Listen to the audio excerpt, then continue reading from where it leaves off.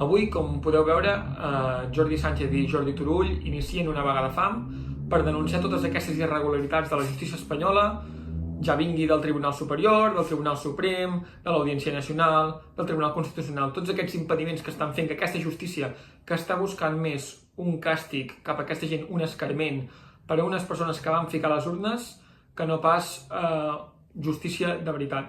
Però tots coneixem la justícia espanyola i tots coneixem totes les seves implicacions que tenen amb la política quan no és endollats pel Consell General del Poder Judicial, a càrrec d'algun partit o tenen militància d'algun partit, surt un ministre dient que esto la fiscalia te la fina i destrossen el sistema sanitari de Catalunya i aquí no passa res. Aquests no se'ls jutja. Els de Vox estafen amb la loteria de Nadal i tampoc passa res, no se'ls persegueix. Els de Blanquerna estan condemnats a entrar a presó i no entren a presó. Per què? Perquè tenen família. I en canvi els nostres presos polítics catalans, hostatges, els tanquen a presó sense cap sentència i com tots ja sabem que no tindran un judici just. El nostre deure com a ciutadans, bàsicament ja no es tracta de ser independentista, de ser unionista, sinó de ser una persona una miqueta digna.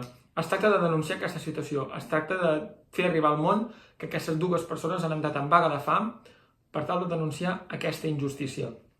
Mentrestant, veiem comentaris tan denigrants, tan barroers, tan vomitius, tan despreciables, d'espanyolistes que diuen que tant de bo els donen ànims perquè arribin a la vaga fins al final, que la portin fins al final. Perquè aquesta gent no se n'amaguen. El que voldrien és veure morts dels independentistes, es voldrien veure aniquilats. Contra això hem de lluitar i l'únic que podem fer és perdre de vista aquesta gent, proclamar la independència, tirar endavant i dir-los